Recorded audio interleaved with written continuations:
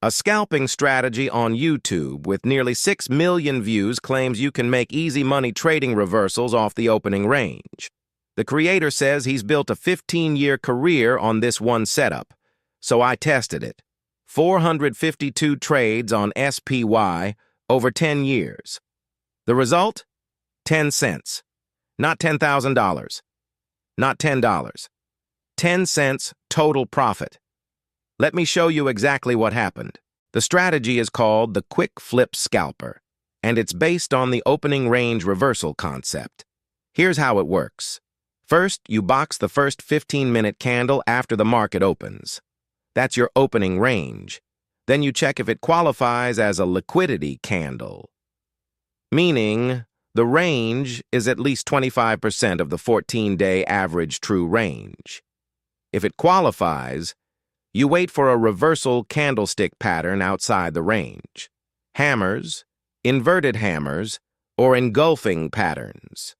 Your entry is on the break of that reversal candle, your stop goes at its extreme, and your target is the opposite end of the opening range. The creator makes some bold claims. Quote, "It reverses almost every time." Quote, "This isn't cherry-picked, and my favorite, it works with any asset." Well, that's exactly what we're going to test. 10 stocks, 10 years of real data, over 4,000 trades. Let's see if the data backs up the claims. Here's exactly how I ran this backtest. I used real 5-minute and 15-minute candle data from 2016 through 2025. For each trading day, I identified the opening range from the first 15-minute candle. I filtered for liquidity using the 25% ATR threshold. Then I scanned the next 90 minutes for reversal patterns on the 5-minute chart. When a signal appeared, I tracked the trade with the exact rules. Stop at the candle extreme, target at the opposite end of the opening range, exit at end of day if neither is hit. No discretion, no cherry-picking, pure data. Let's start with SPY, the most liquid ETF in the world. Out of 2,515 trading days over 10 years, only 43% qualified as liquidity candle days. That's our first filter. Of those 1,075 qualifying days, we found reversal signals on 42%. That gave us 452 total trades. And the cumulative P and L chart? Look at this. It's basically a flat line oscillating around zero for an entire decade. The final numbers, 24.6% win rate, a profit factor of exactly 1.00, and a total P and L of 10 cents. But here's the key insight. Look at the exit breakdown. 75% of trades hit the stop loss. Only 23% reach the target.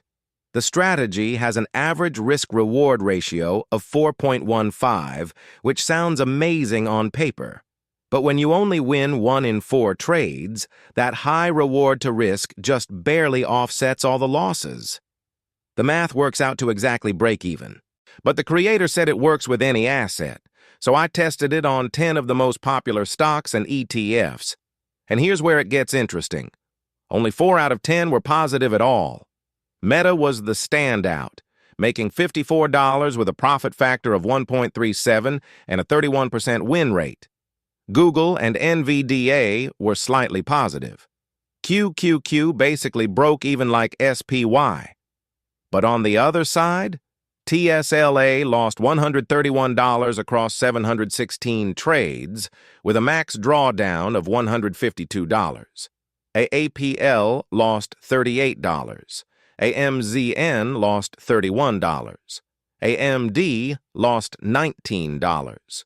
Across all 4,192 trades on all 10 stocks, the total P and L was negative $148. That's before commissions. Let's zoom in on TSLA because it's the worst performer and it perfectly illustrates the problem. TSLA had more qualifying signals than any other stock at 716 trades. Why? Because TSLA is volatile. Those big opening candles meet the ATR threshold almost 90% of the time. But here's the issue. The same volatility that creates the signal also makes the reversal unreliable. TSLA doesn't reverse. It keeps going. Short trades on TSLA lost $94 alone. The strategy is basically fighting the trend on the most momentum-driven stock in the market. I also broke down performance by signal type.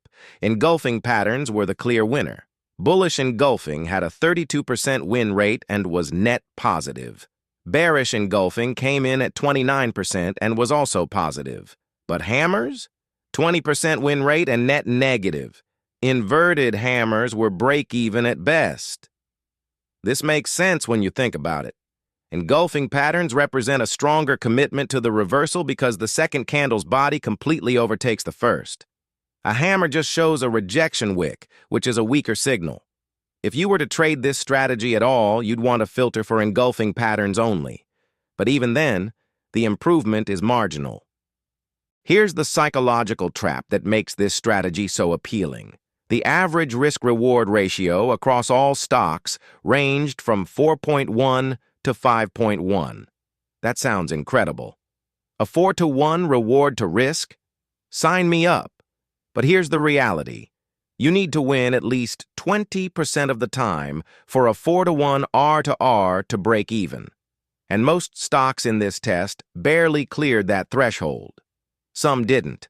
The high R to R is an illusion because it only matters if you can actually reach the target, and 75% of the time, you can't. One more breakdown that's worth noting. Longs versus shorts. Across most stocks, short trades actually performed slightly better than long trades. QQQ shorts made $21 while longs lost $16. MSFT shorts made $20 while longs lost $24. This makes intuitive sense. Stocks tend to gap up more than gap down at the open, so when a stock gaps up and the first candle is big and green, the mean reversion short back into the range has a slightly better chance of working. But slightly better still isn't good enough to make money consistently. So let's go back to the claims. Claim number 1, it reverses almost every time. The data says it reverses to the target only 20% of the time. 75% of the time it hits your stop. Claim 2, it works with any asset. 6 out of 10 assets lost money. TSLA lost $131. Claim 3, it's not cherry-picked. I'll give him that one. It's not cherry-picked. It's just not profitable.